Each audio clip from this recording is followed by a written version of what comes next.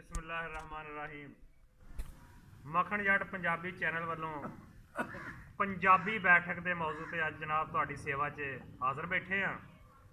अज सुबह की एक गल चल रही आ कि हर पिंड च, हर बस्ती च, हर शहर च, हर मुल्क च, हत्तल वसा हर महल्ले च कुछ बंदे ऐसे होंगे आ जिन्होंने अगर किसी गल का पता लग जाए, जिन्नी देर तक 2 4 10 बंदियां दस ना देन उन्नी देर तक ना तो उन्होंने रोटी हजम होंगी आ, ना उन्होंने साह ही ठीक आता। क्यों जा सकता तो ये कोई शक नहीं। ये बारे ये सब तो वैसे माड़ी आदत कही गई आ कि बंदा इनू अगर किसी गल का पता लग जाए तो वो गल भी ना पहुँचा सके। क्योंकि वारिस शाह साहब उन्होंने कहा सी कि भेद दसना किसी का भला ना ही, मर्द सोई जो वेख दम घुट जावे, असी जोगियां सबर थी कम लैना, भावें सानू कोई मार कुट जावे ते वारस शाह ना भेद संदूक खुले, भावें जान दा जंदरा टुट जावे। तो अगर गल कोई पता लग जाए हत्तल वसा उन्होंने पहुँचाने की कोशिश करनी चाहिए आ। अगर वो गल पहुँचा ली जाए तो बंदा मुआशरे च भी बाइसे इज्जत रहिंदा वा, अल्लाह के दरबार च भी उसकी कदरों कीमत वध जाती है। तो अज असी जेडे लोग इत्थे बैठे हाँ चौरी महबूब इलाही की सरबराही च चाचा सादक अली जरा दूर दराडेों चौथे पंजवें जिले चों स्पैशल सफर करके इस चक च अपने यारां बेलियां सज्जनां नूं मिलण वास्ते आया। तो रौनकी बंदा ये सियासी डेरियां ते भी इहदियां गल्लां हुंदियां। अगर कोई बंदा फौत हो जाता पट्टी च इहदा नां गूंजदा, अगर कोई महफल लगदी आ तां भी ये महफल नूं 4 नहीं 8 10 चंद ला दिंदा वा। रौनकी बंदा वा ते मौके तो फायदा उठाउंदियां असीं चाहांगे भी अज इहदे कोल इसे मौजू ते ही गल सुणीए बई ये जिहड़ी गल नहीं पचदी, ये बंदे जिहड़े गल हजम नहीं कर सकते, ये असल वाकया की आ। क्या पुराने जमाने च भी ऐसे लोग होंदे सी?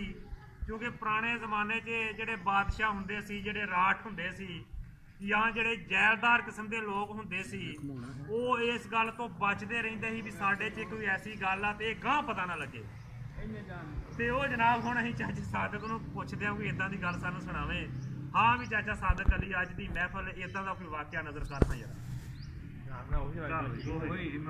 हाँ चालू कर दे शुरू। एक मिनट दूर रख करता ठीक है। हजामत करते जे ਉਹਦੇ ਸਿਰ ਤੇ ਸਿੰਘ ਸੀ, ਬਾਦਸ਼ਾਹ ਦੇ ਸਿਰ ਤੇ ਸਿੰਘ। ਹਾਂ ਠੀਕ ਆ। ਬਾਦਸ਼ਾਹ ਦੇ ਸਿਰ ਤੇ ਸਿੰਘ ਸੀ। ਹਾਂ ਤੇ ਉਹਨੇ ਕਿਹਾ ਲੈ ਗੱਲ ਸੁਣ ਲਾ, ਹਾਂ ਜੇ ਬਾਹਰ ਦੱਸ ਦਿੱਤਾ ਨਾ ਵੀ ਸਿੰਘ ਆ ਹਾਂ ਤੇਰੇ ਸਿਰ ਤੇ ਹਾਂ ਤੇ ਮੈਂ ਤੈਨੂੰ ਕੋਲੂ ਵਿਚੋਂ ਦੀ ਪੀੜ ਦੇ ਭੀੜ ਦਾ ਗਾ ਬਾਦਸ਼ਾਹ ਨੂੰ ਲੱਜਾਂ ਹੁੰਦੀਆਂ। ਉਹਨੇ ਲਿਜਾ ਕੇ ਨਾ ਨਾਈ ਨੂੰ ਫੜਿਆ ਹਾਂ ਇੱਥੋਂ ਗਾਲ ਚੋਂ ਹਾਂ ਤੇ ਬੂਹਾ ਖੋਲਿਆ ਤੇ ਅੱਗੇ ਸਿਰ ਪੈ ਅੱਛਾ ਤੇ ਉਹ ਨਾਈ ਪੁੱਛਦਾ ਜੀ ਕਿਹਦੇ ਸਿਰ? ਉਹਨੇ ਕਿਹਾ ਸਾਰੇ ਨਾਈਆਂ ਦੇ।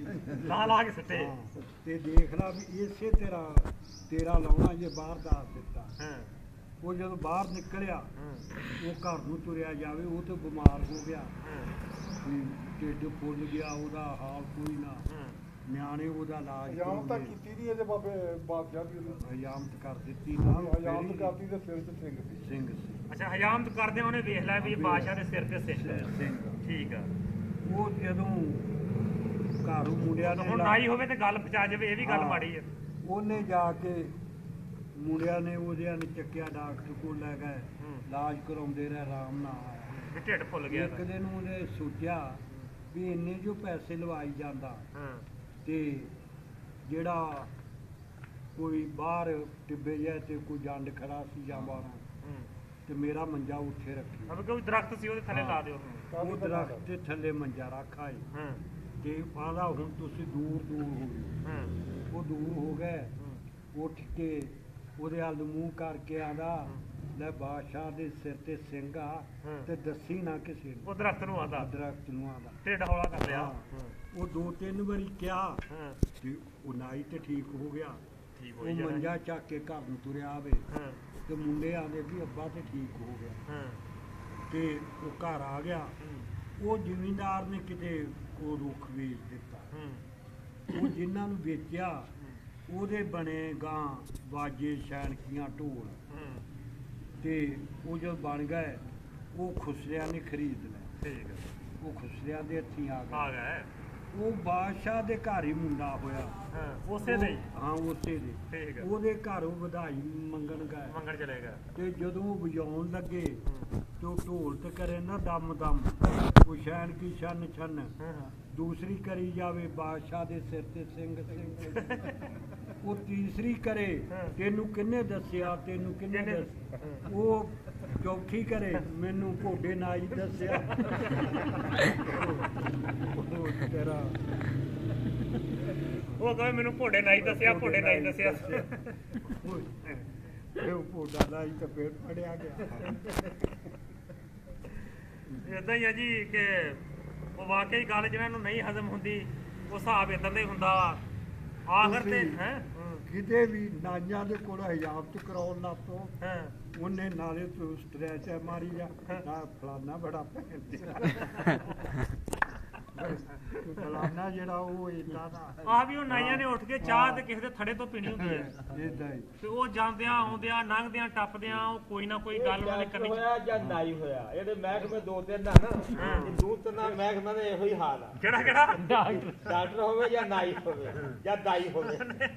ਡਾਕਟਰ ਬਾਜੇ ਐਸੇ ਆ ਵੀ ਪਹਿਲੋਂ ਤਾਂ ਜਾਂਦੇ ਮਰੀਜ਼ ਵੇਖਣ, ਪਹਿਲੋਂ ਤਾਂ ਬੁੱਢੀ ਬੰਦਾ ਲੜਾਉਂਦਾ ਆਪਸ ਨਾਲ, ਫਿਰ ਉਹਨਾਂ ਦੀ ਸਲਾਹ ਕਰਾਉਂਦਾ, ਫਿਰ ਉਹਨਾਂ ਦੀ ਗੱਲ ਸੁਣਦਾ। ਨਹੀਂ ਅਸਲ 'ਚ ਉਹ ਇਦਾਂ ਨਾ ਵੀ ਡਾਕਟਰ ਉਹਨਾਂ ਨੇ ਨਬਜ ਵੇਖਣੀ ਨਾ, ਨਬਜ ਵੇਖ ਕੇ ਜਿਹੜਾ ਜਿੱਦਾਂ ਕਹਿੰਦੇ ਹੁੰਦੇ ਵੀ ਨਬਜ ਵੇਖ ਕੇ ਦਾਰੂ ਦੇਣੇ ਪੈਂਦੇ ਆ।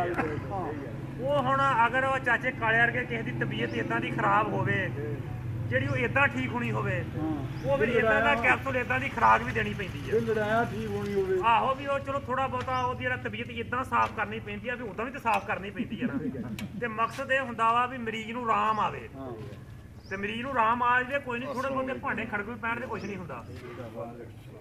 ਤੇ ਲੋ ਜਨਾਬ ਇਹ ਅੱਜ ਦਾ ਆਖਰ ਤੇ ਕੋਈ ਚੰਦ ਸ਼ੇਰ ਮੈਂ ਕਹਾਂਗਾ ਕਿ ਚੁੱਪ ਰਹਿਣ ਦੀ ਲਜ਼ਤ ਚੱਖਿਆ ਕਰ, ਦਾਨੀ ਕੰਮ ਤੇ ਇਹੋ ਹੀ ਹੋਇਆ। ਚੁੱਪ ਰਹਿਣ ਦੀ ਲਜ਼ਤ ਚੱਖਿਆ ਕਰ, ਗੱਲ ਦਿਲ ਦੀ ਦਿਲ ਵਿੱਚ ਰੱਖਿਆ ਕਰ। ਇਹ ਬੜਾ ਮੁਕਾਮ ਆ ਜੀ ਕਿ ਚੁੱਪ ਰਹਿਣ ਦੀ ਲਜ਼ਤ ਚੱਖਿਆ ਕਰ, ਗੱਲ ਦਿਲ ਦੀ ਦਿਲ ਵਿੱਚ ਰੱਖਿਆ ਕਰ, ਤੇ ਜਿਹੜਾ ਲੈ ਕੇ ਤੋੜ ਨਾ ਪਹੁੰਚ ਹੋਵੇ ਉਹ ਸਜਣਾ ਭਾਰ ਨਾ ਚੱਕਿਆ ਕਰ। ਜਿਹੜਾ ਲੈ ਕੇ ਤੋੜ ਨਾ ਪਹੁੰਚ ਹੋਵੇ ਉਹ ਸਜਣਾ ਭਾਰ ਨਾ ਚੱਕਿਆ ਕਰ, ਤੇ ਹਰ ਇੱਕ ਤੇ ਨਹੀਂ ਵਿੱਚ ਜਾਈਦਾ, ਇਸ ਦਿਲ ਨੂੰ ਝੱਲਿਆ ਡਕਿਆ ਕਰ। ਤੇ ਐਵੇਂ ਤੇ ਹੁਣ ਜਿਗਰਾ ਵੱਡਾ ਕਰ ਮੱਖਣਾ, ਐਵੇਂ ਗੱਲ ਗੱਲ ਤੇ ਨਾ ਅਕਿਆ ਕਰ। ਤੇ ਪਾਣੀ ਭਰਨ ਪਨਹਾਰੀਆਂ ਕਿਤੇ ਵੰਨੋ ਵੰਨ ਘੜੇ, ਉਹਦਾ ਭਰਿਆ ਜਾਣੀਏ ਵੀ ਜਿਸ ਦਾ ਤੋੜ ਚੜੇ। ਤੇ ਸਭ ਸਈਆਂ ਇੱਥੇ ਪਾਣੀ ਨੂੰ ਆਈਆਂ, ਕੋਈ ਕੋਈ ਮੁੜਸੀ ਭਰ ਕੇ, ਤੇ ਜਿਨ੍ਹਾਂ ਨੇ ਭਰ ਕੇ ਸਿਰ ਤੇ ਧਰਿਆ ਉਹ ਪੈਰ ਰੱਖਣ ਜਰ ਜਰ ਕੇ। ਅਸਲ ਉਹੀ ਗੱਲ ਆ ਜਿਹੜੀ ਤੋੜ ਲੱਗ ਜਾਵੇ, ਭਰਿਆ ਉਹ ਹੀ ਆ ਜਿਹੜਾ ਤੋੜ ਲੱਗ ਜਾਵੇ। ਜਿਹੜਾ ਰਾਹ 'ਚ ਤੋੜ ਕੇ ਆ ਗਿਆ ਉਹਦਾ ਕਿਸੇ ਕੀਮਤ ਤੇ ਨਹੀਂ ਗੱਲ ਹੈਗੀ। ਤੇ ਅੱਜ ਦੀ ਇਹ ਸ਼ਾਮ ਸਾਰੇ ਦੁਆ ਇਹ ਕਰੋ ਕਿ ਹਰ ਬੰਦੇ ਦਾ ਖਾਤਮਾ ਈਮਾਨ ਤੇ ਹੋਵੇ। ਅਗਰ ਖਾਤਮਾ ਈਮਾਨ ਤੇ ਨਾ ਹੋਇਆ, ਸਾਰੀ ਜ਼ਿੰਦਗੀ ਦੀਆਂ ਨਮਾਜ਼ਾਂ, ਸਾਰੀ ਜ਼ਿੰਦਗੀ ਦਾ ਜ਼ੋਤ, ਸਾਰੀ ਜ਼ਿੰਦਗੀ ਦਾ ਹੱਜ, ਸਾਰੀ ਜ਼ਿੰਦਗੀ ਦੀਆਂ ਜ਼ਕਾਤਾਂ ਕਿਸੇ ਕੰਮ ਦੀਆਂ ਨਹੀਂ। ਜਿਹਦਾ ਖਾਤਮਾ ਬਿਲ ਖੈਰ ਹੋ ਗਿਆ ਉਹ ਕਾਮਯਾਬ।